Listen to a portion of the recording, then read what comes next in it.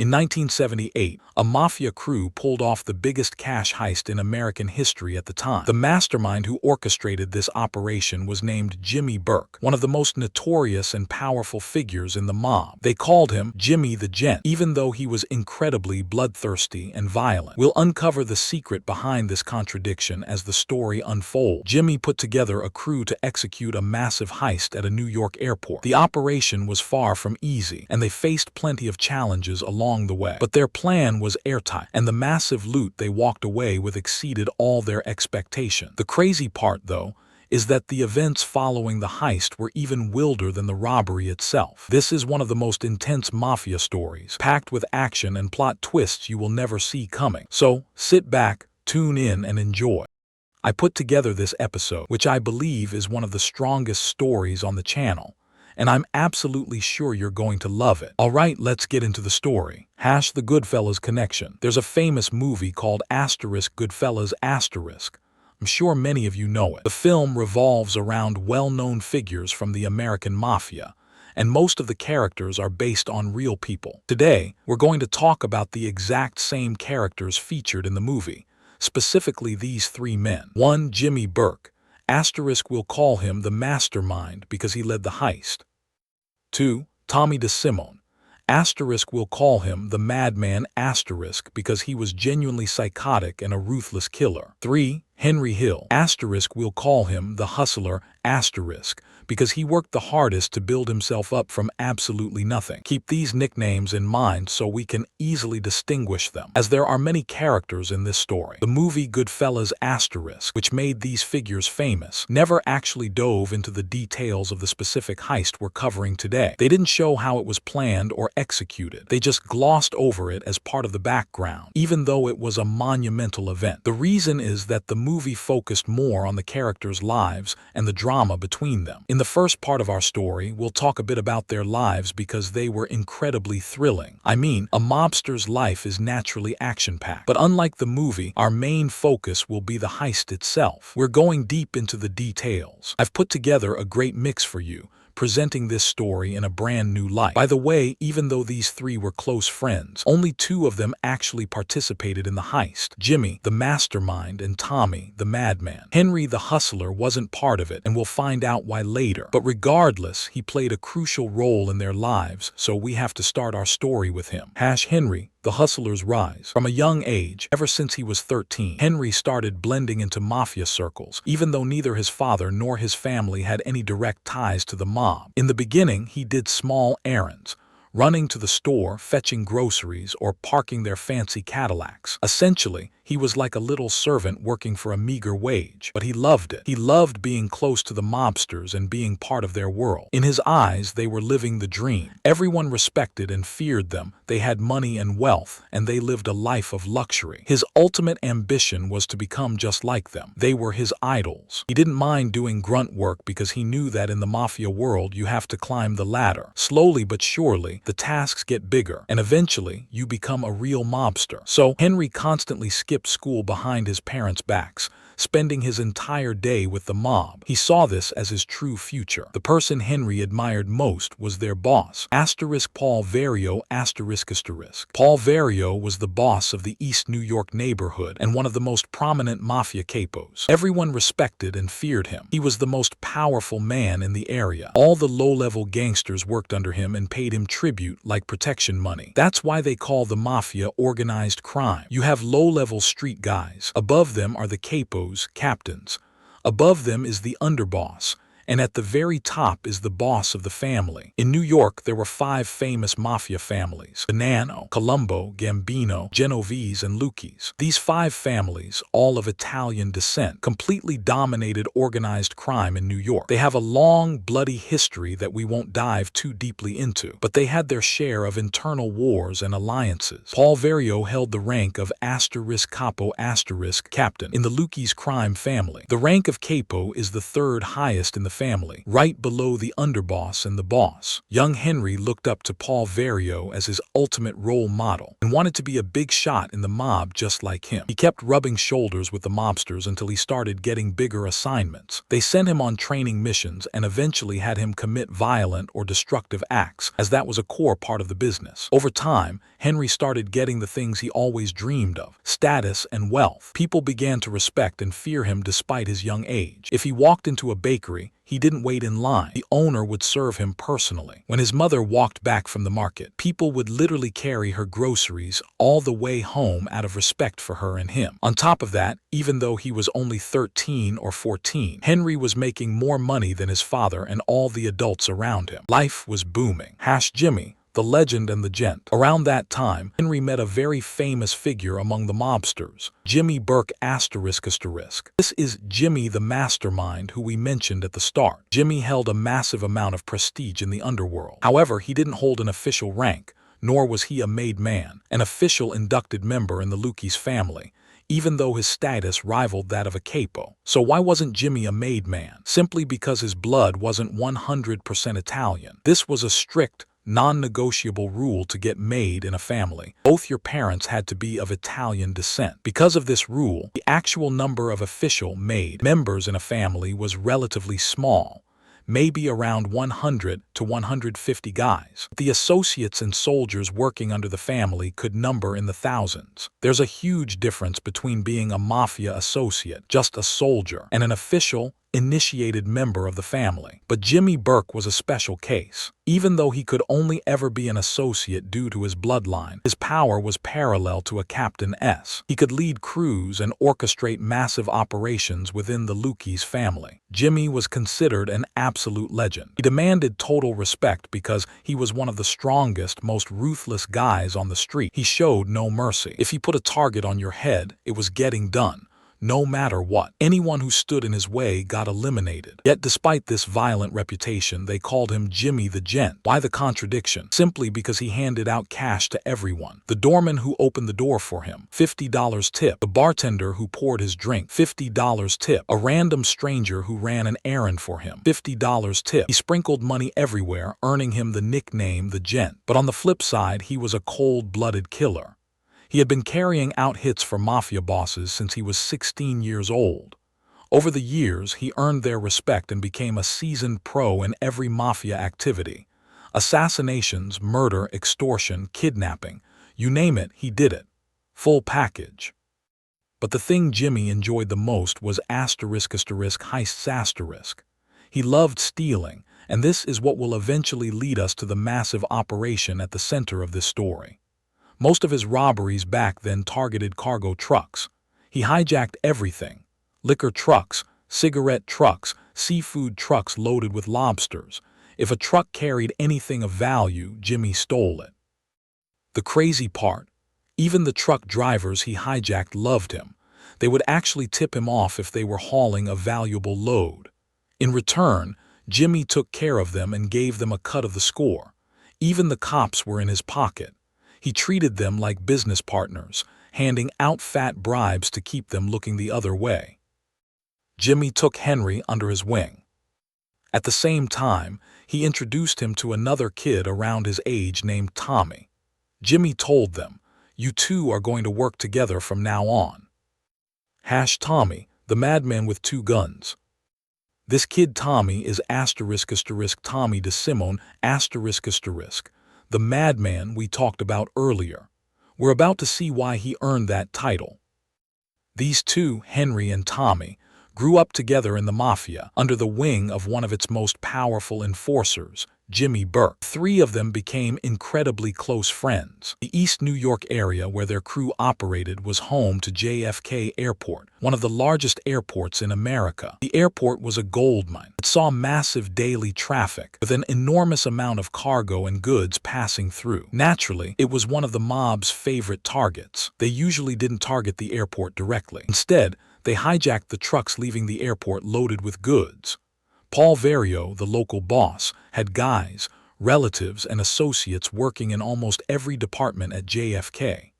These inside men tipped off the mob about all the valuable cargo coming in and out. So, whenever the crew needed cash, they just kept an eye on the airport trucks. As we mentioned, the truck drivers were often in on it. Mobsters like Jimmy the Gent made sure the drivers got their cut. And honestly, if a driver refused to cooperate or tried to play hero, he'd get beaten to a pulp. It was never in their best interest to resist. The bulk of the mafia's loot during that era came from these cargo hijackings, combined with their usual violent rackets, like extorting local businesses for monthly protection taxes. And we aren't talking about clean, innocent business owners here. Most of these guys were running illegal operations themselves, which is why the mob squeezed them. Anyone who missed a payment got beat down until they paid up. Speaking of mafia violence, we have to talk about Tommy the Madman. Let me tell you why he earned that title. In movies and TV shows, Tommy is portrayed as a hothead who could snap and turn incredibly violent without warning.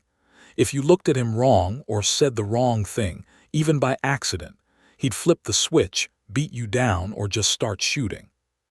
By the way, his other nickname was Asterisk, Tommy Two Guns, because he always carried two pieces on him.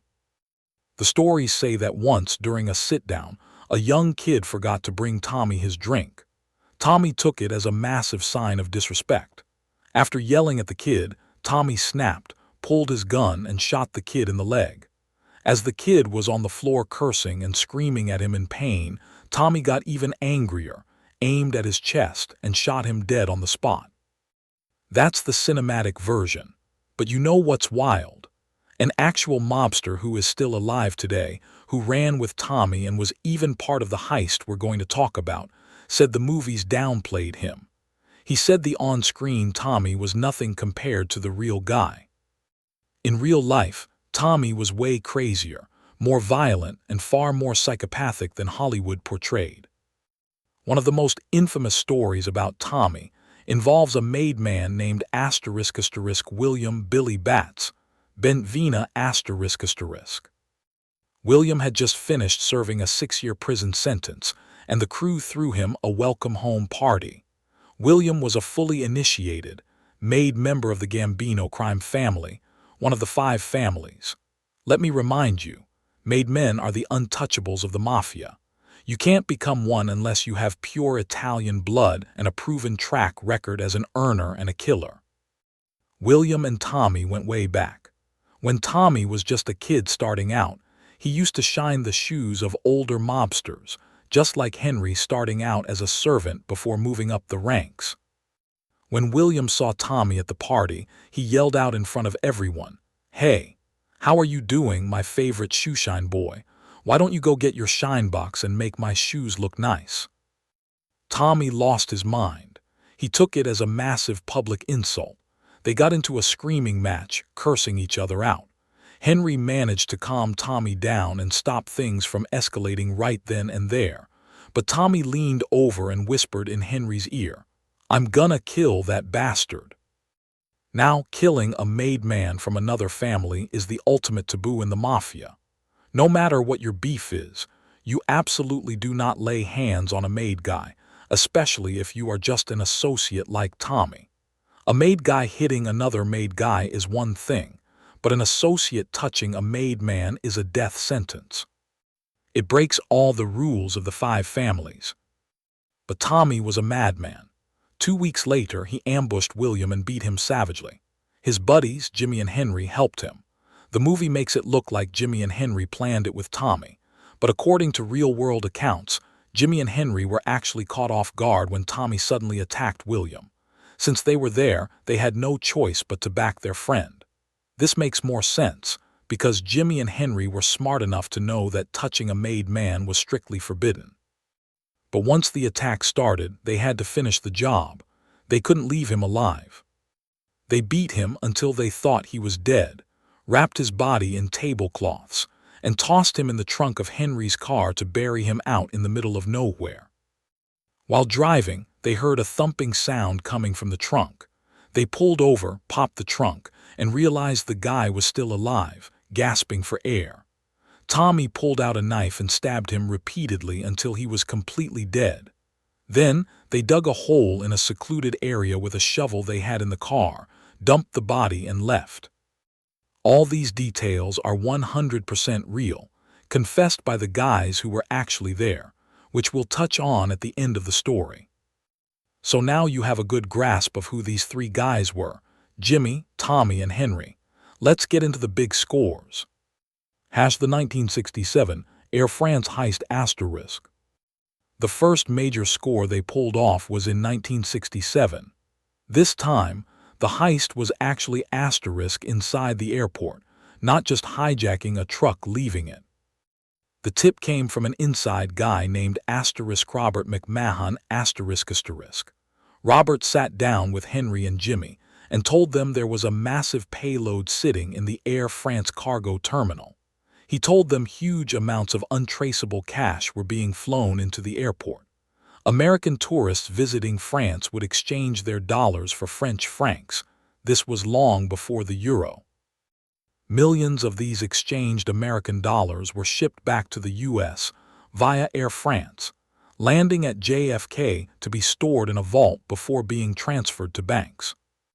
Robert told them there were hundreds of thousands of dollars sitting there. The best part, the cash was completely untraceable. It was random street money from tourists, not sequential bills from a Federal Reserve Bank. Robert knew this because he worked at the Air France cargo terminal. He knew the money was stored in a highly restricted room. The only guy with the key to that room was the night watchman. The routine was simple. The cash would arrive on a night flight, the watchman would unlock the room, and the money would sit there until morning. At dawn, armored Brinks trucks with armed guards would arrive to take it to the bank. The mob wasn't crazy enough to hit an armored truck full of armed guards. The smartest play was to breach the secure room at night before the armored trucks arrived. To do that, they needed the night watchman's key. At first, they thought about just walking in with guns, putting a gun to his head and taking the key. But the problem was they didn't know exactly when the money would be in the room. If they held up the guard and the room was empty, the gig was up. The airline would tighten security, and they'd never get a second chance. Plan B, steal the key without him knowing, make a copy and put it back. But the watchman kept the key on him at all times. Robert, the inside man, knew the watchman had one major weakness: women. They decided to use a prostitute to honey trap him. Long story short, Robert invited the watchman to a motel. While the watchman was distracted by the woman, Robert slipped the key out of his pants, rushed out, made a duplicate, and slipped the original back into his pocket before the guy even noticed. With the key in hand, they just had to wait. Robert gave them the green light. Friday, April 7, 1967. A massive shipment of cash was coming in. Henry and Tommy headed to the airport and walked right into the Air France terminal. According to Robert, it was normal for people to wander into the terminal looking for lost luggage.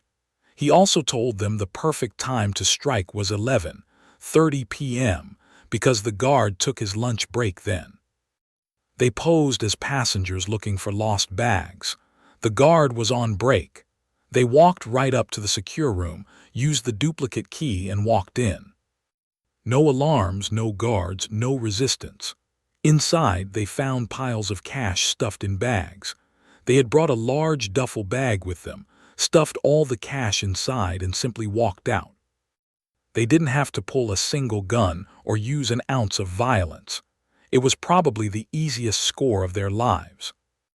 The loot was around *500. If you adjust that for inflation today, that's about *4, a massive payday for a quick walk in and out. Of course, before Jimmy, Henry, Tommy, and Robert could split the money, they had to pay the mafia tax. They handed 20% of the cut straight to the local boss, Paul Vario. Paul didn't plan it, didn't execute it, and didn't lift a finger. But because he allowed them to operate in his territory, he got his cut.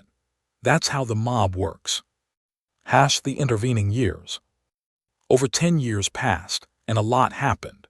Jimmy, Henry, and even boss Paul Vario ended up spending some time in prison. A witness testified against them in a case, and they couldn't bribe their way out of it. But even their time in the joint was a luxury. They had whatever they wanted smuggled in and lived like kings until they got out and resumed their lives. During this decade, Henry got married, had 2 daughters, and built a family. He also dove deep into the cocaine trade. The drug business became his main source of income, making him incredibly wealthy. He was the biggest drug trafficker in their circle. However, boss Paul Vario strictly forbade his crew from dealing drugs. Not because he was an honorable guy, but because he knew drugs brought federal heat. Many top mob bosses had been taken down by the feds because of narcotics, so he banned it. Henry ran his massive drug empire completely behind the boss's back. Paul had no idea. Only Henry's closest friends, including Jimmy and Tommy, knew about it. Keep this detail in mind. Henry was now completely obsessed and distracted by his drug empire. This plays a massive role at the end of the story. The build-up to the 1978 Lufthansa Heist *. We now arrive at *1978 *, the year of the ultimate score, the operation that would become the largest cash robbery on American soil at the time. Bigger heists happened in later decades, but back then, this was the undisputed heavyweight champion. Just like the 1967 job, this was going down at JFK Airport. But this time, it wasn't the French, it was the Germans. Germany has a massive, world-renowned airline called Lufthansa *. You've probably heard of it. It's one of the biggest in Europe. Because of its size, Lufthansa had a massive cargo terminal at JFK, processing a staggering amount of freight daily. Enter a man named Peter Grunwald *, a cargo worker at the Lufthansa terminal. Every day, Peter watched fortunes roll through the warehouse. Some of these shipments were incredibly valuable. Peter started wondering, could this place be robbed? He spent months observing the flow of cargo and the management of the facility. In fact, he spent from *1976 to 1978 *, 2 full years, studying the terminal like a scientist. He tracked when the high-value shipments arrived, how they were handled, and most importantly, he looked for security flaws. After 2 years of meticulous surveillance, Peter concluded that the absolute best time to rob the terminal was in December *. December meant the holidays, Christmas, and the end of the year, the peak season for moving money and jewels. European banks used Lufthansa to ship millions of American dollars exchanged by tourists back to the U.S. They also shipped massive quantities of gold and jewelry. All of this wealth would land at the JFK terminal, where it was supposed to be quickly transferred to armored cars and rushed to the banks. Another massive advantage: the location of the Lufthansa cargo terminal was perfect. If you look at a map of JFK, the terminal was located in Building 261, sitting on the very edge of the airport's perimeter. It was isolated in a corner, making it an ideal target for a quick getaway. The building itself was huge, 3 stories high. The first 2 floors were used for cargo storage, while the 3rd floor housed the administrative offices and the employee cafeteria. The most important room in the entire building was referred to literally as the strong room, or the high-value vault. Every piece of high-value cargo, cash, gold, diamonds, was locked in this room until the armored trucks arrived. Naturally, this room had bank-level security. The strong room was actually a room within a room. To get to the loot, you had to get past the outer door first. This outer door had a double lock system. You had to insert 2 keys and turn them at the exact same time *. If you turned one without the other, a silent alarm would instantly trip, alerting the Port Authority police without the intruder ever knowing. Once you successfully opened the outer door, you had to step inside and close it behind you before you could even touch the inner door. The inner door also required a synchronized double-key turn. Only then were you inside the actual vault with the millions. The keys to this fortress were held by only one man, the shift supervisor. Peter Grunwald, having studied this impenetrable system for 2 years, realized he was out of his depth. He couldn't rob this place alone. His biggest obstacle was the midnight shift crew. There were usually about 8 workers plus the supervisor. How could one guy subdue 9 men? Impossible. So Peter decided to bring in a partner, his co-worker, Louis Werner. Peter pitched the idea to Louis, explaining he had spent 2 years formulating a master plan. The two sat down and reviewed everything. They had blueprints of the building, knew every exit and entrance, and had the employee schedules and cargo manifests memorized. But even with 2 guys, it wasn't enough. They couldn't take down the night shift by themselves. They needed a crew.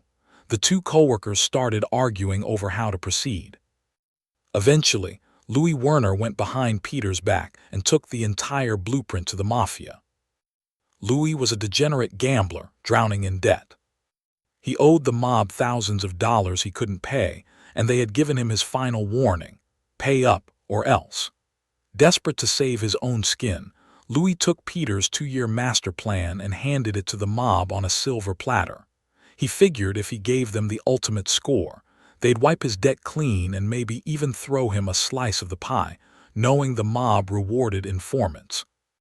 Through his gambling connections, Louis's tip made its way straight to the top, to Jimmy Burke. Jimmy took charge. As we said earlier, even though Jimmy was just an associate, he had the juice of a capo. He had the power to assemble and command a crew of heavy hitters. Jimmy put together a 10-man hit squad. We won't dive into all their backstories, because each guy is a movie in himself, but we will revisit some of them later, as the aftermath involves some insane plot twists. Obviously, Jimmy was the mastermind and Tommy the Madman was the muscle, but Henry the hustler wasn't on the list. He didn't participate. While it's not entirely confirmed why, it's heavily implied that Henry was too consumed with his booming cocaine empire to risk going on a heist, but keep him in mind, he still plays a part. The setup *. Jimmy sent one of his most trusted guys, Joe Buda to meet with Louis, the inside man. Jimmy needed to know this wasn't a setup, a trap, or a sting operation, and he needed every single detail Louis had. Joe Buda met with Louis and applied the classic mafia pressure. He roughed him up and threatened him, "If this intel is bad, you're a dead man." Louis knew dealing with the mob was a deal with the devil, but his gambling debts left him no choice. Louis spilled everything. He handed over the blueprints, the number of guards, the exact shift schedules, and the entire protocol for the double-lock strong room. He gave them the keys to the kingdom. He didn't even negotiate a specific cut. He just gave it away, praying the mob would be generous. And all of this happened completely behind the back of his buddy Peter, the guy who actually spent 2 years creating the plan. Peter was sitting at home thinking they were still brainstorming, completely unaware that Louis had sold the job to the Mafia. With all the intel verified, Joe Buda reported back to Jimmy. The crew gathered to iron out the logistics. On paper, the plan was clean. They would steal a black van and roll up to the Lufthansa terminal at exactly *3:00 am*. Why 3:00 a.m.? Because that was the designated lunch break for the night shift. Everyone would be up on the 3rd floor in the cafeteria eating.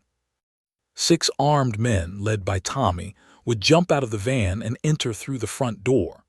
2 guys would stay in the van and drive around to the back loading docks, where the cargo bays were, and wait for a signal.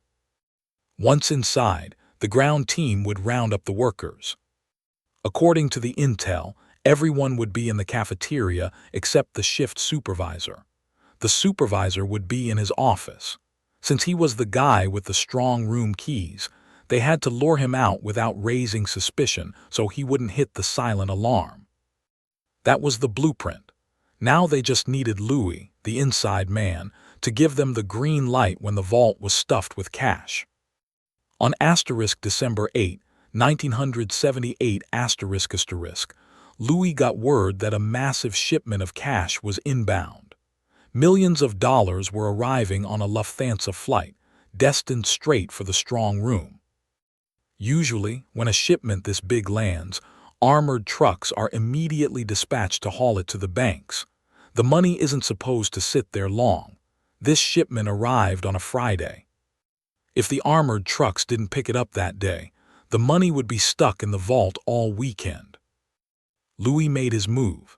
He intentionally delayed the paperwork and stalled the customs processing. Because of his sabotage, the armored truck company never got the clearance to pick up the cash. By the time the paperwork was found, the banks had closed at 3:00 p.m. The armored guard said, "We can't take it today, the banks are closed." Louis' sabotage worked perfectly. Millions of dollars were now locked inside the strong room for the entire weekend. This was the golden window. Louis immediately signaled the mob. Jimmy got the call and scrambled the crew. Everything was ready except for one thing, the getaway van. They couldn't use a registered vehicle. They needed to steal a dark-colored van big enough to hold 8 to 10 guys. Finding the right van took them 2 frantic days. Finally, at the very last minute, they stole the perfect black van. It was time to go to work. The execution. December 11, 1978.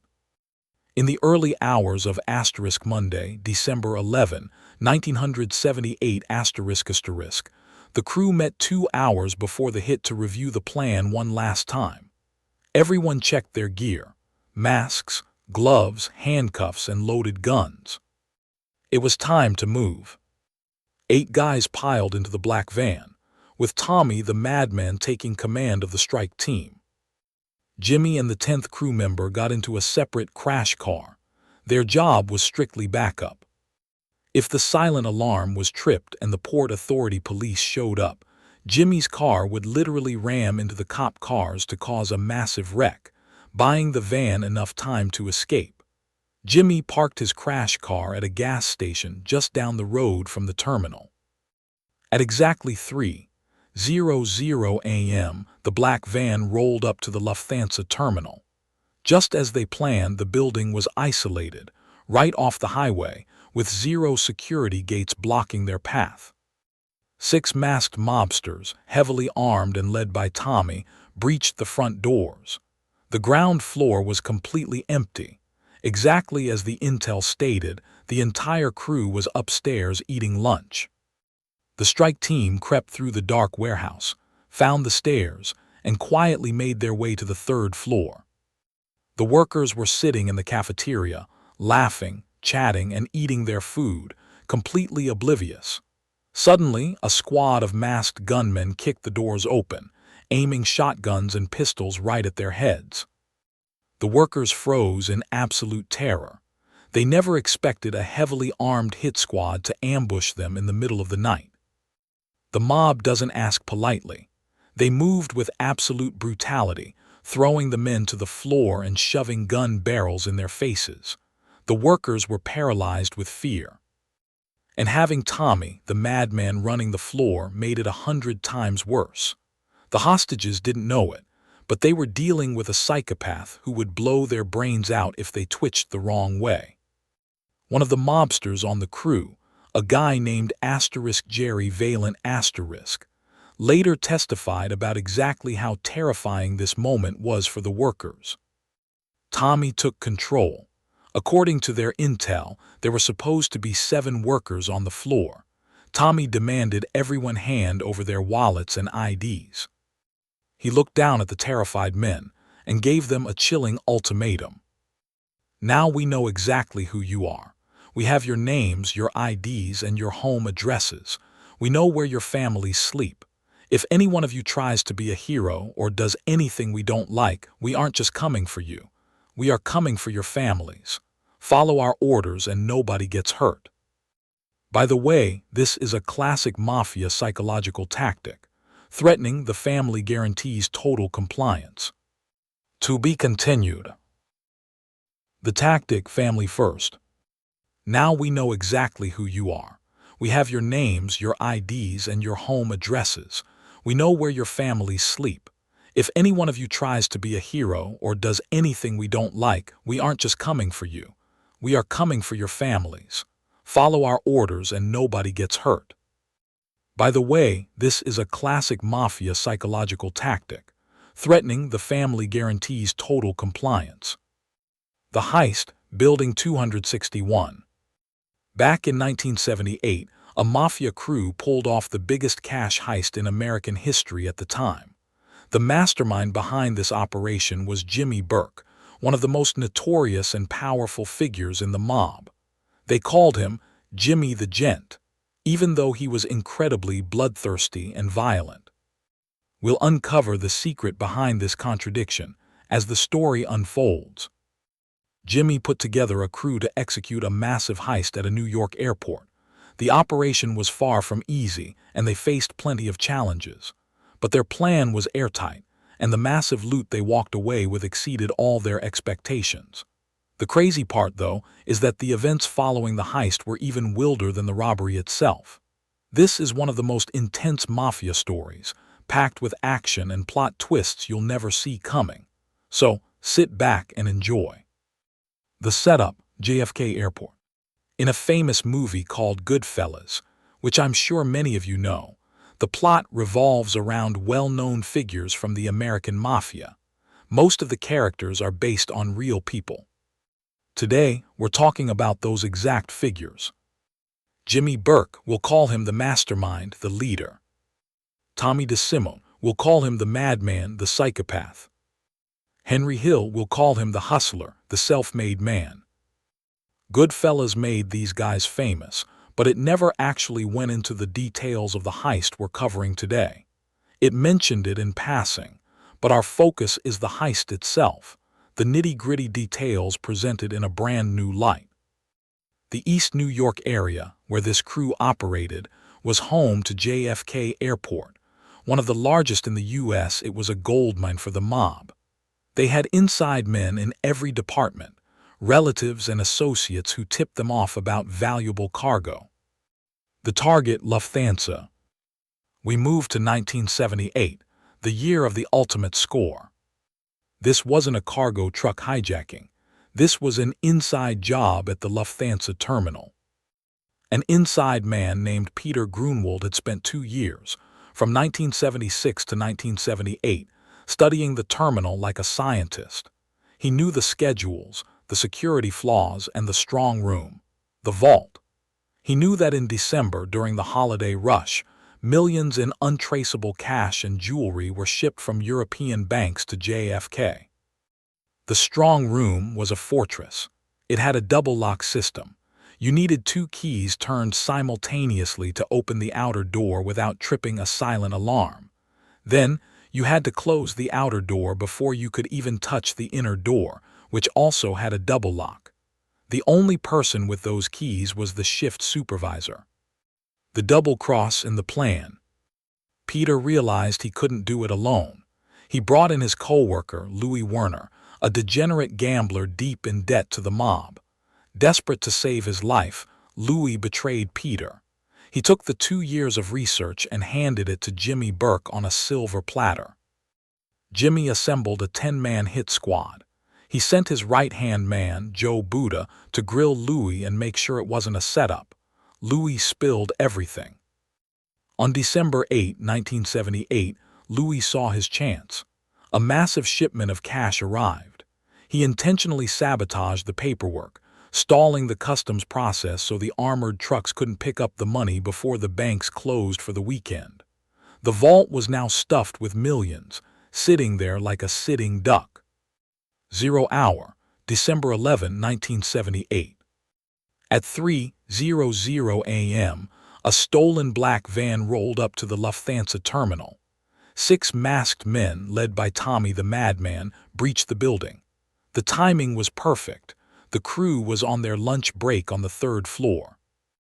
Jimmy Burke and a backup driver waited in a crash car nearby, ready to ram any police vehicles if things went south. Inside the cafeteria, the workers were laughing and eating when the doors kicked open. Heavily armed mobsters threw them to the ground. This is where Tommy delivered his chilling threat about their families.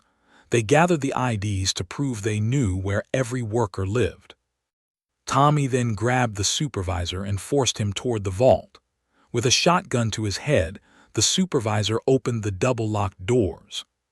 When the inner vault swung open, the crew saw it, mountains of cash bags. In less than 60 minutes, they loaded nearly $6 million into the van. By 4:30 a.m., they were gone. It was the perfect crime. No silent alarms, no shots fired. But as we'll see, the bloodiest part of the story didn't happen during the heist. It happened when they tried to split the money. The conclusion: the price of blood. Music, slow, dark, and melancholic. So the crew walked away with nearly $6 million. In today's money, that's a staggering $25 million. They were rich beyond their wildest dreams. But as the old saying goes, 3 people can keep a secret if 2 of them are dead. Jimmy Burke, the mastermind, became consumed by a deadly combination of greed and paranoia. He didn't want to share the loot, and more importantly, he didn't want any witnesses left for the FBI to flip. One by one, the men who climbed into that black van started turning up dead. Some were found in frozen meat trucks, others in garbage compactors, and some simply vanished off the face of the earth. Even Tommy, the madman, couldn't escape his past. The disappearance of Billy Batts finally caught up to him. In early 1979, Tommy thought he was finally going to be made, the highest honor in the mob. Instead, he walked into a room expecting a ceremony and walked into his own execution. He was killed by the Gambino family as revenge for Batts. His body was never found. And what about Henry, the hustler? The man who watched it all from the sidelines. As the bodies piled up and the FBI closed in, Henry realized his family was a lie. To save his own life, he did the unthinkable. He broke the code of omerta. He became a federal witness, testifying against his lifelong friends and sending Paul Vario and Jimmy Burke to prison for the rest of their lives. Screen goes black or shows a photo of the real Henry Hill. Henry Hill spent the rest of his life looking over his shoulder, living as a nobody in the witness protection program. He once said, "I'm an average nobody. I get to live the rest of my life like a schnook." The greatest heist in American history didn't lead to a life of luxury. It led to a trail of bodies and a lifetime of looking for shadows in the dark. Final sign-off. If you enjoyed this deep dive into the real world of the Goodfellas, don't forget to hit that like button and subscribe to the channel for more stories from the dark side of history. And as we mentioned at the start, don't forget our brothers in Gaza in your prayers and donations during this holy month. The link is in the description below. Thank you for watching, and I'll see you in the next mystery. Peace be upon you.